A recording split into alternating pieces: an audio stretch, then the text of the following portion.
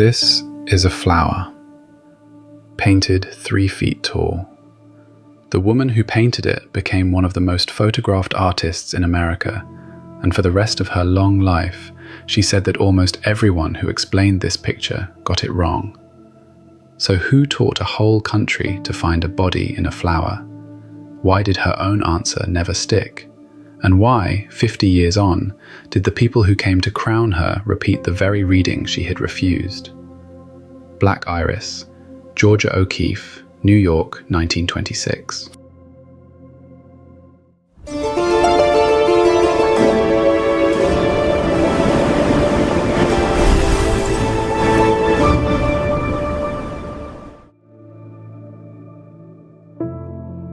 You stand in front of an iris, 2 pale petals rising like smoke, and below them folds so dark the paint reads black.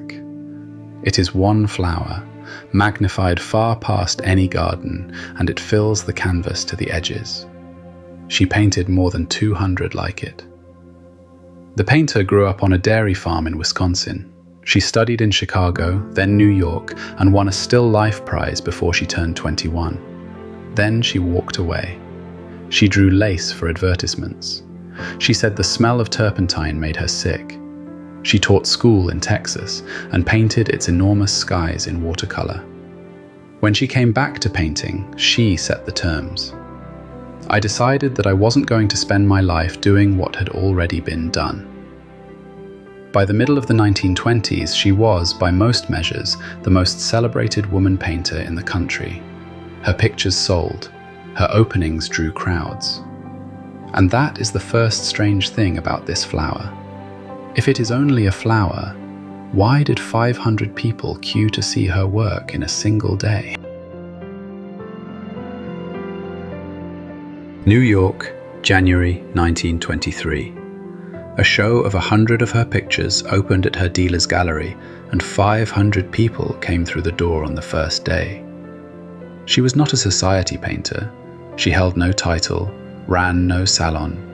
She was a farm daughter from Wisconsin who painted, and the city queued for her. Some of that was the pictures. She had been painting like no one else in America for years. Skies from her Texas summers, put down in watercolor so wet the paper barely holds them. Flowers folding into pure color, shapes with no names. But some of it was not the pictures. The crowds arrived already knowing what her paintings were supposed to mean. They had read it in the reviews. The reviews had taken it from somewhere else. Someone had been telling New York for years what a picture by this woman must be about. The critics put it in print. We will come to the man they took it from. Look at the dark folds at the base of the flower. Here is what the leading critics of her own day said they saw there, in their own words. Marsden, Hartley, 1921. Her pictures are shameless private documents, the world of a woman turned inside out. Paul Rosenfeld, 1922. Her art is gloriously female. Women, he wrote, feel through the womb. By 1923, that was the dominant theme of her reviews. Not her color, not her line. Her body read into canvas after canvas. She answered. She worked out her rebuttal in 1922 and never varied it afterwards. She campaigned in 1923 to be written about without reference to her sex. For her own catalogue in 1924, the offending essays were cut. At her insistence, it appears. She fought it in print year after year, and she kept painting. And it did not stop. 10 years into it, the critic Henry McBride reported her breaking point in print. If they write about me like that, I shall quit being an artist. I can't bear to have such things said of me. Here is the question the reviews never asked. Where did a room full of serious men all get the same idea at the same time? Leave the flower for a moment. It was 1915, and the flower did not exist yet. A young school teacher posted a set of charcoal drawings to her former classmate Anita Politzer in New York. Abstractions, shapes with no names, drawn in her spare hours. Pulitzer carried them to the most powerful man in American photography, Alfred Stieglitz, photographer, dealer, kingmaker. He looked at the drawings and said he could tell a woman made them. Then he hung 10 of them in his gallery without telling her. She found out, traveled to the gallery, and confronted him. That is her entrance into this story, not a discovery, an objection. What followed was a machine. In his own journal, 1916, he printed that her drawings were of intense interest from a psychoanalytical point of view. In 1919, he wrote it out as theory. The woman receives the world through her womb. He photographed her, hundreds of photographs across the years, her face, her hands, and some so intimate they have, it is said, never been shown. In 1921, he exhibited 45 of them, and the show was a sensation. 3 years before her first big flower, New York had already been taught to see her art through her body, by the man who sold her art. One scholar puts it plainly: the O'Keeffe, the early critics perceived, was essentially the invention of Alfred Stieglitz. Near the end of her life, she named it herself. Alfred talked that way, and people took it from him. He also made her famous. He married her in 1924. He controlled her sales, and he believed in the work from the day he saw it. All of it is true, and she lived inside all of it for 20 years. Now go back to the flower. It reads differently. Look at what is actually here. Tuples, pale petals, grey shading into violet, each edge found and followed, the way a lens finds an edge. She learned that closeness from photography, not from Stieglitz, from Paul Strand, whose close-ups she admired and whom, briefly, she loved. Her training was a grammar learned from the teaching of Arthur Wesley Dow: line, colour, tonal contrast, nothing about symbols. A critic who looked carefully in 1926 saw exactly that. Her most abstract pictures, he wrote, copy nature, line almost for line.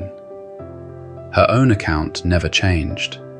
One rarely takes the time to really see a flower. And of the shapes themselves, I found that I could say things with colour and shapes that I couldn't say in any other way, things that I had no words for. Some readers find the force of nature here. Some find landscape, petals with the sweep of hills. Those are readings. What is on the canvas is an iris, enormous, exact, and very dark at the centre. Stay with that dark centre a moment. It is the exact place the critics pointed.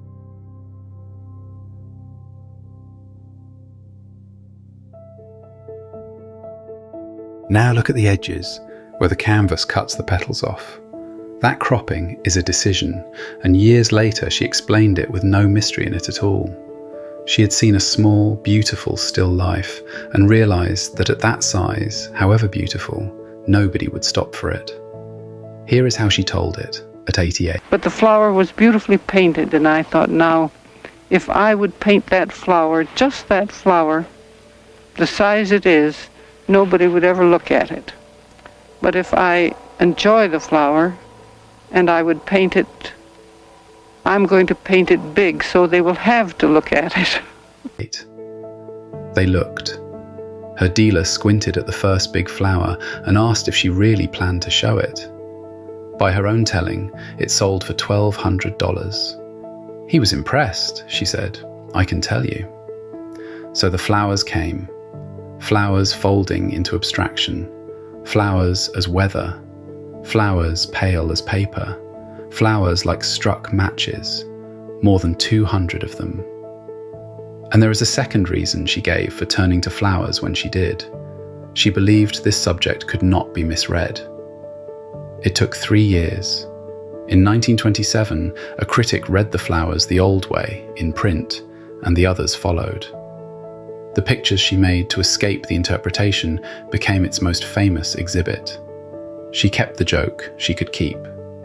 When one reviewer finally wrote about her work without the usual theme, she thanked him for having the emotional faucet turned off. The wit is real. So is what it cost. The big flowers had worked, and backfired. The attention was hers, the meaning was not. And there was a second fight, which shows the pattern was never only about flowers. In 1925, she wanted to paint New York, the skyscrapers, the lit windows, the city going vertical. The men decided they didn't want me to paint New York, her words. The men were her own circle, her husband among them, and when the group show came, they refused to hang her skyscraper picture. A year later, she hung it herself, in her own show. It sold immediately. From then on, she said, they let me paint New York. Sit with that verb, let. She was living then on the 30th floor of the Shelton, the tallest hotel in the world at the time, painting the city from above. And understand what she was politically, because it matters at the end. She was a member of the National Woman's Party, the radical wing of American feminism. In 1926, she stood up at their dinner in Washington and told the room she had always resented being told there were things she could not do because she was a woman. In 1944, she wrote to Eleanor Roosevelt, pressing her on equal rights. A woman who fought her own circle for a skyscraper and Washington for the vote's unfinished business. Surely, when a new generation of women arrived to crown her, she would open the door. 50 years after the first reviews, the reading came back. This time, it came as celebration. In 1973, the feminist artists Judy Chicago and Miriam Schapiro published a reading of her abstractions as Female Anatomy, triumphant, reclaimed. In 1974, the historian Linda Nochlin wrote of this very painting that it read as a striking natural symbol of the female genitalia. The words are almost the critic's words. The intent is the opposite. The claim is the same. She refused them, too. She had already refused a women-only exhibition in 1943. She refused the landmark Women Artists exhibition of 1977. She told a feminist journal she doubted she could say anything of interest to them. Near 90, she said the only people who had ever helped her were men. That same year, she was asked the question one more time, on camera. Didn't some people find sexual symbolism in your flowers? Well, they were talking about themselves, not about me. The people that saw them that way, they were talking about their own self, not about me. She was not rejecting women. She was one of the century's stubbornest feminists, and the record shows it. What she rejected was the category. Art that is female first and art second. Because she had lived inside that category once already, and she knew who had built it. One scholar's verdict on the whole half-century stands as the film's. The celebrators and the accusers alike effectually silenced her own opinions about her work. And honesty requires the crack in her own door. Asked about the eroticism late in life, she said the readings astonished her. Then she added, that doesn't mean they weren't there. She never claimed the paintings were empty. She claimed the right to be the one who says. That right she never got. So she took a different one. Watch her in the only film she ever allowed. 3 days of shooting, her terms. She never let herself be seen painting. Cameras photographed her for 70 years, and the record of her at the easel amounts, scholars note, to almost nothing. She told photographers not to shoot her smiling. I learned from Stieglitz, she said, that that's vulgar. Asked once whether she had a good press agent, a curator who studied her image gave the answer. She did it herself. The woman a machine once framed spent the second half of her life as the framer, by her own rules. And some of the rules she kept were his. In 1929, she went west, to the desert country she would make her own. When I got to New Mexico, that was mine. As soon as I saw it, that was my country. She painted there until her eyes failed her in her 90s. Then she worked in clay. It takes more than talent, she said at 90. It takes a kind of nerve. She died in Santa Fe at 98. She settled the scoreboard herself in one sentence. Men put me down as the best woman painter. I think I'm one of the best painters. So come back one last time to the flower, an iris painted big enough that you would finally look, by a painter who insisted for 60 years that the looking was the whole point. She told us what the critics saw, themselves. So look once more at the dark center and answer her question honestly. Whose meaning do you see?